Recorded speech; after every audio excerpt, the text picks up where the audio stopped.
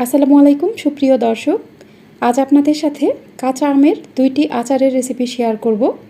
এই আচারগুলো বানানো যেমন সহজ, খেতেও কিন্তু ভীষণ মজার হবে। আপনারা অবশ্যই রেসিপি দুটি শুরু থেকে শেষ পর্যন্ত দেখবেন। আশা করছি আজকের রেসিপিগুলো আপনাদের কাছে ভালো লাগবে। আমার আজকের এই মজাদার কাঁচা আমের আচারের রেসিপিগুলো আপনাদের কাছে ভালো লাগলে প্লিজ আমার ইউটিউব চ্যানেলটিকে সাবস্ক্রাইব করে পাশে থাকা অল লেখা বাটনটাতে ক্লিক করে দিবেন। আর ভিডিওটি যারা ফেসবুক থেকে দেখছেন তারা আমার ফেসবুক পেজটিকে লাইক ও ফলো দিয়ে রাখবেন। প্রথমে আমি তৈরি করব খোসাসহ কাঁচা আমের আচার। এর জন্য আমি এখানে 2 কেজি পরিমাণ কাঁচা আম নিয়েছি। এবার এই আমগুলোকে আমি ভালোভাবে কেটে নিব। এই আমগুলোকে 8 পিস করে কেটে নিয়েছি। প্রত্যেকটা আমকে আমি 8 টুকরা করে কেটে নিয়েছি। আর আমের খোসাগুলো আমি ফেলিনি, খোসাসহই আমের আচার তৈরি করব। খোসাসহ আচার তৈরি করলে এটি খেতে কিন্তু অনেক বেশি ভালো লাগে। এই কেটে নেওয়া আমগুলোকে আমি একটা বড় পাত্রে নিয়েছি। এখানে পর্যাপ্ত পরিমাণ পানি দিয়ে আমগুলোকে পানিতে ভিজিয়ে রাখবো। এই আমগুলোকে আমি 3 থেকে 4 ঘন্টার মতো পানিতে ভিজিয়ে রাখবো। দীর্ঘ সময় পানিতে ভিজিয়ে রাখার ফলে আমের যে টক ভাব সেটা অনেকটাই চলে যাবে। আমি আমের মাঝে কিছুটা লবণ দিয়ে এই লবণ পানিতে আমগুলো ভিজিয়ে রাখবো প্রায় 3 থেকে 4 ঘন্টার মতো। 4 ঘন্টা পর আমের গায়ের পানিটা ভালোভাবে ঝরিয়ে নিব। অবশ্যই আমের গায়ের পানিটা ভালোভাবে ঝরিয়ে নেবেন। আপনারা যে কোনো টিস্যু অথবা সুতি কাপড়ের সাহায্যে আমের গায়ের পানিটা একদম মুছে নেবেন।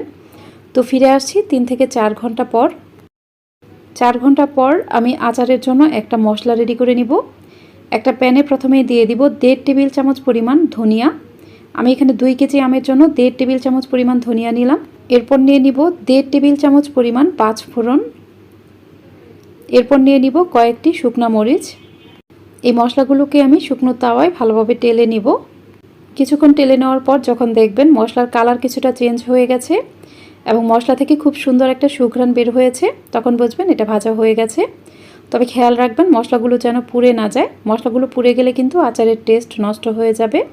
দেখুন আমার এই শুকনো মরিচ ও মশলাগুলো ভালোভাবে ভাজা হয়ে গেছে। এখন আমি এগুলো নামিয়ে ঠান্ডা করে নিব। ঠান্ডা হয়ে যাওয়ার পর আমি এই মশলাগুলোকে ব্লেন্ডারে গুঁড়া করে নেব। এবার আচার বানাতে চলে যাব। একটা প্যানে নিয়ে নিব 1.5 কাপ পরিমাণ সরিষার তেল। এখানে 2 কেজি আমের জন্য 1.5 কাপ পরিমাণ তেল নিয়েছি।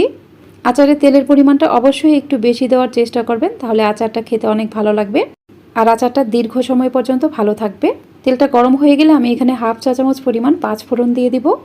5 ফোড়নটা একটু ফুটে উঠলে এখানে দিয়ে দিব 1 টেবিল চামচ পরিমাণ রসুন বাটা। এরপর দিয়ে দিব 1 টেবিল চামচ পরিমাণ আদা বাটা। আদা রসুন বাটাটাকে একটু ভালোভাবে ভেজে নেব। আদা রসুন বাটা ভালোভাবে ভেজে নেওয়ার পর আমি এখানে কেটে নেওয়া আমগুলো দিয়ে দিব। আমগুলোকে তেলের সাথে একটু ভেজে নেওয়ার পর আমি এখানে দিয়ে দিব 1 চা চামচ পরিমাণ হলুদের গুঁড়া, দিয়ে দিব 1 টেবিল চামচ পরিমাণ মরিচের গুঁড়া। এরপর আমি এখানে স্বাদ অনুযায়ী লবণ দিয়ে দিব। সব কিছু একটু ভালোভাবে নেড়ে চেড়ে আমি তেলের সাথে আমটাকে কিছুক্ষণ ভালোভাবে ভেজে নেব। আমগুলোকে ভালোভাবে ভেজে নেওয়ার পর আমি এখানে চিনি দিয়ে দিব। আমি এখানে 2 কেজি আমের জন্য প্রায় 2 কাপ পরিমাণ চিনি দিয়ে দিব। এখানে মিষ্টির পরিমাণটা অবশ্যই আপনারা নিজেদের টেস্ট অনুযায়ী দিবেন। আমি এখানে 2 কাপের থেকে কিছুটা বেশি পরিমাণ চিনি দিয়েছি। এখানে আমটা কতটা টক সেটার উপর নির্ভর করে আপনারা এখানে মিষ্টিটা দিবেন। এরপর আমি এখানে সাদা সিরকা দিয়ে দিব 1/2 কাপ পরিমাণ। এখানে সিরকার পরিমাণটা অবশ্যই একটু বেশি দিবেন, তাহলে আচারটা অনেক দিন পর্যন্ত ভালো থাকবে। এ পর্যায়ে আমগুলোকে খুবই আলতো হাতে নেড়ে চেড়ে দিবেন। খেয়াল রাখবেন আমগুলো যেন ভেঙে না যায়। আর আপনারা এই আচারটা বানাতে একটু বড় পাত্র ব্যবহার করবেন। বড় পাত্র নেওয়ার ফলে আমগুলো কিন্তু ভেঙে যাবে না। এই আচার বানানোর ক্ষেত্রে আমগুলোকে এরকম একটু আস্তই রাখার চেষ্টা করবেন। আমি খুবই আলতো হাতে আমগুলোকে কিছুক্ষণ পর পর একটু করে নেড়ে ছেড়ে দিব। এ পর্যায়ে আমি এখানে কয়েকটি কেটে নেওয়া শুকনো মরিচ দিয়ে দিব। শুকনো মরিচগুলোকে আমি এরকম একটু কুচি করে কেটে নিয়েছি। এরপর আমি এখানে কিছু রসুনের কোয়া দিয়ে দিব। চেষ্টা করবেন রসুনের কোয়াটা একটু বেশি পরিমাণে দিতে, তাহলে আচারটা খেতে অনেক ভালো লাগবে। আর এই পর্যায়ে এই শুকনো মরিচগুলো এভাবে একটু কেটে দেওয়ার ফলে আচারের কালারটা খুব সুন্দর আসবে আর আচারটা খেতেও খুব ভালো লাগবে। আর এখানে অবশ্যই রসুনের কোয়াটা একটু বেশি পরিমাণে দেওয়ার চেষ্টা করবেন। রসুন দেওয়ার ফলে আচারটা খেতেও বেশি ভালো লাগবে। আর রসুন কিন্তু আমাদের স্বাস্থ্যের জন্য খুবই ভালো, তাই রসুনটা একটু বেশি পরিমাণে দিবেন। দেখতেও সুন্দর লাগবে, খেতেও ভালো লাগবে। আমি কিছুক্ষণ পরপর আচারটা খুবই আলতো হাতে নেড়ে চেড়ে দিব। আর এই আচারটা বানানোর ক্ষেত্রে এখানে অবশ্যই একটু বড় সাইজের পাত্র নেবেন। দেখুন আমগুলোকে কিন্তু আমি একটু পরপর আলতো হাতে নেড়ে চেড়ে দিচ্ছি। এই পর্যায়ে আমগুলো খুব বেশি জোরে জোরে নাড়তে যাবেন না, তাহলে কিন্তু আমগুলো ভেঙে যেতে পারে। এই আচার বানানোর ক্ষেত্রে আমগুলো এরকম আস্তই রাখবেন, সেজন্য আচারটাকে এরকম আলতো হাতে উল্টে পাল্টে দেবেন। এই শিরাটা একটু ঘন হওয়া পর্যন্ত আমি অপেক্ষা করব। এ পর্যায়ে আমার আমগুলো কিন্তু একদম সেদ্ধ হয়ে গেছে এবং ঝোলটাও অনেকটা ঘন হয়ে গেছে। এখন আমি এখানে তেলে গুঁড়া করে নেওয়া সেই মশলাটা দিয়ে দিব। আমি এখানে সম্পূর্ণ মশলাটাই দিয়ে দিলাম। এরপর আমি এখানে 1.5 চা চামচের মতো বিট লবণ দিয়ে দিব। এই মশলা ও বিট লবণ দেওয়ার ফলে কিন্তু আচারের টেস্ট কয়েক গুণ বেড়ে যাবে। আচারের মশলা দেওয়ার পরে আমি আমগুলোকে মশলার সাথে আলতো হাতে নেড়ে চেড়ে দিব। দেখুন আমগুলোকে এরকম আলতো হাতে নাড়তে হবে। আমি মশলার সাথে আচারটাকে খুব ভালোভাবে হালকা করে মিশিয়ে নেব। চুলার মিডিয়াম আছে আমগুলোকে এরকম আলতো হাতে মশলার সাথে মিশিয়ে নেবেন। দেখুন আমার এখানে কিন্তু আমগুলো ভেঙে যায়নি, আমের পিসগুলো একদম আস্তই আছে। আর সব কিছু ভালোভাবে একটু নেড়ে মিশিয়ে নেওয়ার পর একটু জাল করে নেওয়ার পরে আমি এটা নামিয়ে ফেলবো। আমার এই আচারটা কিন্তু একদমই হয়ে গেছে, এখন আমি এটা নামিয়ে ফেলবো। দেখুন আমার এই আচারটা একদমই রেডি।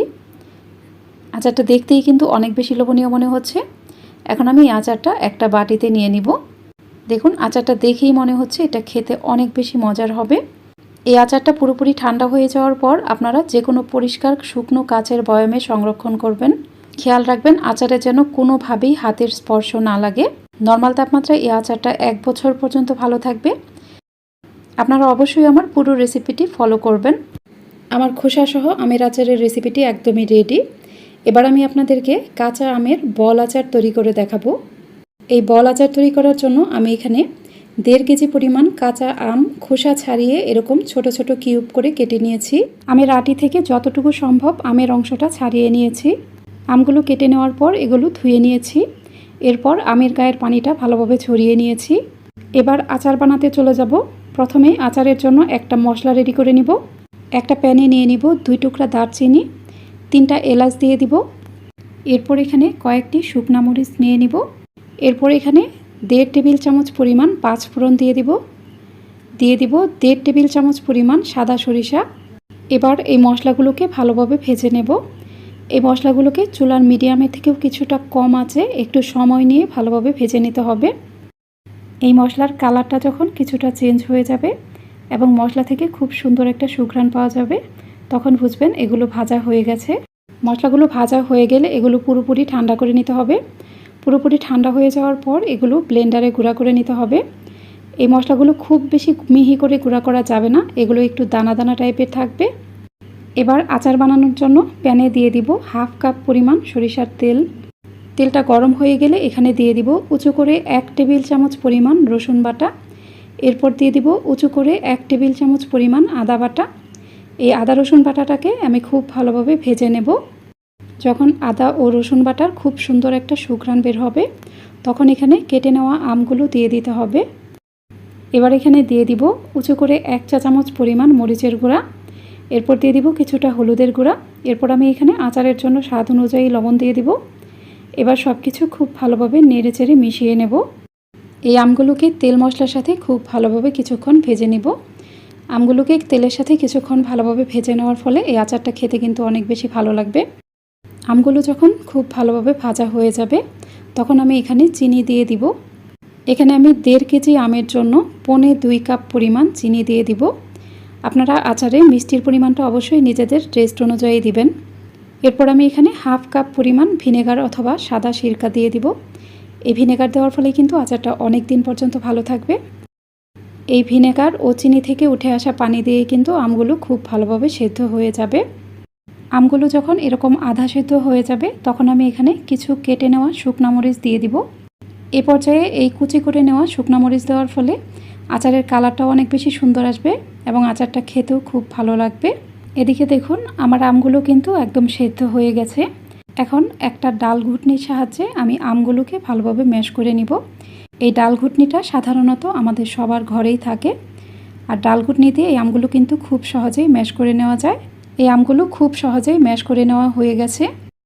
এ পর্যায়ে আমের এই মিশ্রণটাকে অনবরত নাড়তে থাকতে হবে। আমের গায়ের পানিটা যতক্ষণ পর্যন্ত শুকিয়ে না যাবে ততক্ষণ এটা নাড়তে থাকতে হবে। আপনাকে অবশ্যই অনেকটা ধৈর্য সহকারে এটা নাড়তে হবে। অনবরত নাড়তে নাড়তে যখন দেখবেন আচারের পানি কিছুটা শুকিয়ে এসেছে, এ পর্যায়ে এখানে তেলে গুঁড়া করে নেওয়া মশলাটা দিয়ে দিতে হবে। আমি এখানে সম্পূর্ণ মশলাই দিয়ে দিব। এরপর এখানে কিছুটা বিট লবণ দিয়ে দিব। এবার মশলার সাথে সব কিছু ভালোভাবে নেড়ে চেড়ে মিশিয়ে নেব। মশলার সাথে আচারটাকে ভালোভাবে নেড়ে মিশিয়ে নেওয়ার পর এটা অনবরত এইভাবে নাড়তে থাকতে হবে। খেয়াল রাখবেন আচারে যেন কোনোভাবেই নিচে পোড়া লেগে না যায়। আচারে যদি একবার পোড়া লেগে যায় তাহলে কিন্তু আচারটা খেতে একদমই ভালো লাগবে না। তাই অবশ্যই আচারটাকে অনবরত নাড়তে থাকবেন। আচারটা অনবরত নাড়তে নাড়তে দেখবেন এটা প্যানের গা থেকে একদম উঠে আসছে। যখন দেখবেন আচারটা প্যানের গা থেকে এরকম উঠে আসছে তখন কিছুটা আচার হাতে নিয়ে চেক করে দেখতে হবে। আমি কিছুটা আচার হাতে নিয়ে চেক করে দেখব। আচারটাকে এরকম গোলাকার শেপ করে নিতে হবে। আচারটা এরকম গোলাকার শেপ করার পর এটা কিছুটা ঠান্ডা করে নিতে হবে। কিছুটা ঠান্ডা করে নেওয়ার পর যখন দেখবেন এটা অনেকটা শক্ত হয়ে গেছে তখন বুঝতে হবে আচারটা হয়ে গেছে। আমার এই আচারটা ঠান্ডা করে নেওয়ার পর কিছুটা নরম ছিল, তাই আমার কাছে মনে হয়েছে এই আচারটা আরও কিছুক্ষণ নাড়তে হবে। আমি আচারটাকে আরও কিছুক্ষণ নেড়ে চেড়ে এটা আরও অনেকটা আঠালো করে নিব। আরও 5 থেকে 6 মিনিটের মতো এটা নেড়ে নেওয়ার পর যখন দেখবেন আচারের গা থেকে একদম তেলটা বের হয়ে গেছে তখন বুঝবেন এটা হয়ে গেছে।